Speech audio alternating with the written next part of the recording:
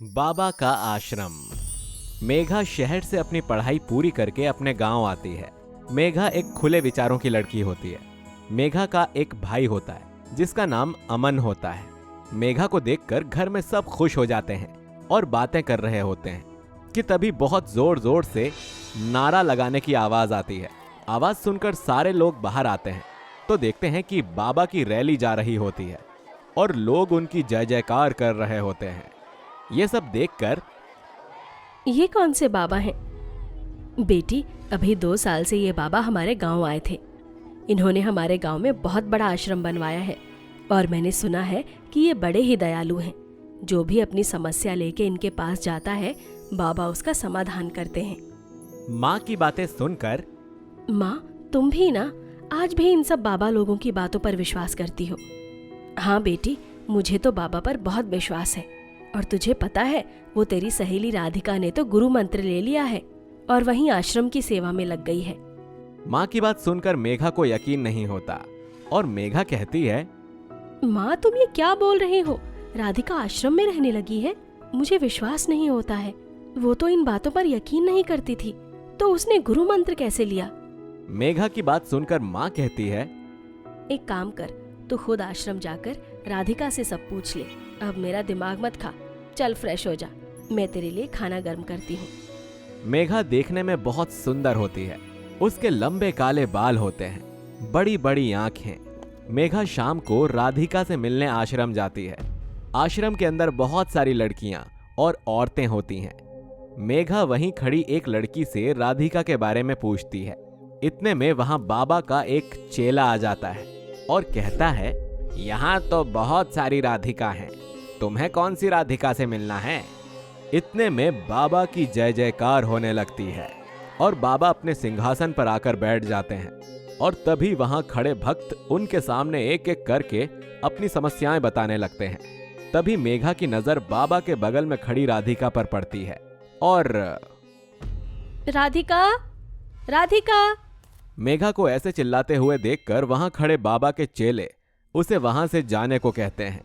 मेघा उनकी बात नहीं मानती है। चेले मेघा को एक कमरे में लेके जाते हैं और तभी वहां बाबा आ जाते हैं और मेघा को देखकर बाबा उसे देखते ही रहते हैं और क्या हो रहा है यहाँ? बाबा, मैं यहाँ अपनी सहेली राधिका से मिलने आई हूँ, जो अभी थोड़ी देर पहले आपके बगल में खड़ी थी। ये सुनकर बाबा मेघा को कहते हैं, तुम शांत हो जाओ, तुम्हारी सहेली इस समय पूजा कर रही है। वो 2 मंजिल पर जो सामने कमरा है वहीं पर होगी, तुम उससे जाकर मिल लो। ये कहकर बाबा उसे प्रसाद देते हैं। मेघा वो प्रसाद खा लेती है और बाबा को धन्यवाद करके राधिका से मिलने उस कमरे में जाती है। पूरे कमरे में अंधेरा होता है। इतने में मेघा को चक्कर आने लगते हैं और वो बेहोश हो जाती है। थोड़ी देर बाद उसकी आंखें खुलती हैं तो वो देखती है, अरे, मैं यहाँ कैसे आ गई? तभी उसकी नजर बाबा पर पड़ती है और वहां कुछ और लड़कियां भी होती हैं। तभी, तुम बेहोश हो गई थी, इसीलिए तुम्हें मेरी सेविकाएं यहां लेकर आ गईं। मेघा को कुछ अजीब सा लगता है और वो बिना कुछ कहे घर चली जाती है। सुबह जब वो नहा रही होती है तो अपने शरीर पर नाखून के निशान देखकर हैरान हो जाती है। मेघा को अपने शरीर में कुछ अजीब सा लगता है और वो फिर से आश्रम आ जाती है। मेघा को देखकर बाबा कहते हैं, तुम्हारे माथे की रेखा देखकर ऐसा लग रहा है कि तुम किसी बात को लेकर परेशान हो। नहीं, ऐसा कुछ नहीं है। वो कल मैं राधिका से मिल नहीं पाई थी, इसीलिए आज दोबारा आश्रम आ गई।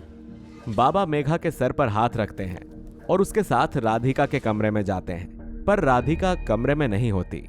ये देखकर राधिका अपना ज्यादा समय समाधि में बिताती है, लगता है वो आज भी तुम्हें नहीं मिलेगी। इतने में एक चेला बाबा को बुलाने आ जाता है। मेघा भी वहां से चली जाती है। थोड़ा आगे जाते ही उसे याद आता है कि वो अपना फोन वहीं भूल आई है। मेघा दोबारा कमरे की तरफ जाती है तो राधिका अपने कमरे में बैठी होती है। उसके कपड़े फटे हुए होते हैं और उसके शरीर से खून निकल रहा होता है। ये सब देखकर मेघा कहती है, राधिका, तुम्हारा यह हाल किसने किया? मेघा, चली जा यहाँ से, वरना इस दलदल में फंस जाएगी।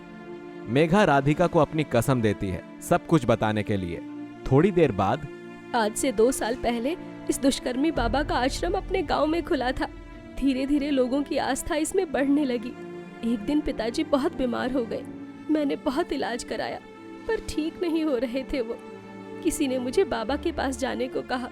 इतनी बात सुनकर तू इन बातों पर विश्वास कैसे कर सकती है? उस समय मेरा दिमाग काम नहीं कर रहा था। बस मैं कैसे भी करके पिताजी को ठीक करना चाहती थी। उसके बाद मैं पिताजी को लेकर बाबा के पास गई। बाबा ने मुझे प्रसाद खाने को दिया और मैं बेहोश हो गई। आगे बताओ, उसके बाद क्या हुआ? इतना कहते ही राधिका फूट फूट कर रोने लगती है। उसके बाद बाबा ने मेरे साथ दुष्कर्म किया और मेरी गंदी वीडियो बना डाली। उसके बाद उस बाबा ने मुझे इसी आश्रम में रहने को कहा। जब मैंने मना किया तो उसने कहा कि वो मेरी ये वीडियो पूरे गांव को दिखा देगा। ये सब सुनकर मेघा बोलती है, तो तू किसी और से मदद मांगती, पुलिस के पास जाती। मेरे पास कोई सबूत नहीं था। कोई भी मुझ पर यकीन नहीं करता, इसलिए मैं यहाँ नर्क से भी बदतर जिंदगी जी रही हूँ। वो रोज मेरे शरीर को नोच नोच कर खाता है और मैं इसी तरह बस एक लाश की तरह जी रही हूँ।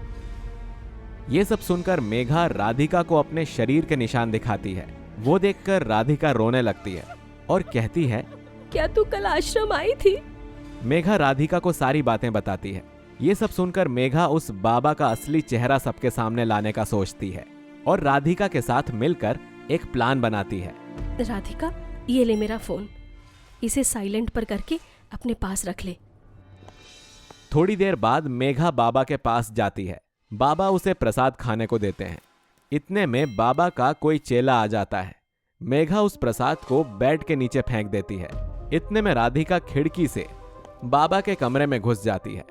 उधर मेघा प्रसाद खाने के बाद बेहोश होने का नाटक करती है।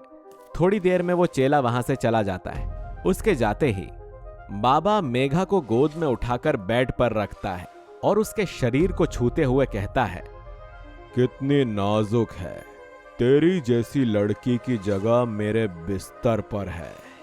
ऐसा सुनते ही मेघा अपनी आंखें खोल लेती है और घिन आती है मुझे तेरे जैसे इंसान को देखकर। लोग तुझे भगवान मानते हैं और तू इतना गंदा काम करता है। तू चिंता मत कर, अब तू नहीं बचेगा। तभी बाबा मेघा की गर्दन पकड़कर उसे मारने लगता है। राधिका जल्दी से यह वीडियो बनाकर अमन को भेज देती है और उसे पुलिस लाने को कहती है। उसके बाद राधिका बाबा के सामने आती है और उस बाबा को वो वीडियो दिखाती है। वीडियो देखकर बाबा राधिका से फोन छीनने लगता है। तभी पुलिस आ जाती है और पूरे आश्रम को घेर लेती है। पुलिस बाबा को पकड़ लेती है। तभी राधिका उस बाबा को जोर से एक थप्पड़ मारती है। तेरी वजह से न जाने कितनी लड़कियों का जीवन बर्बाद हो गया। उसके बाद आश्रम से और भी लड़कियां मिलती हैं जिन्हें बाबा ने जबरदस्ती आश्रम में रखा हुआ था। ये सब देखकर गांव वाले उस आश्रम को जला देते हैं। कुछ महीनों बाद उस दुष्कर्मी बाबा को उम्र कैद की सजा हो जाती है।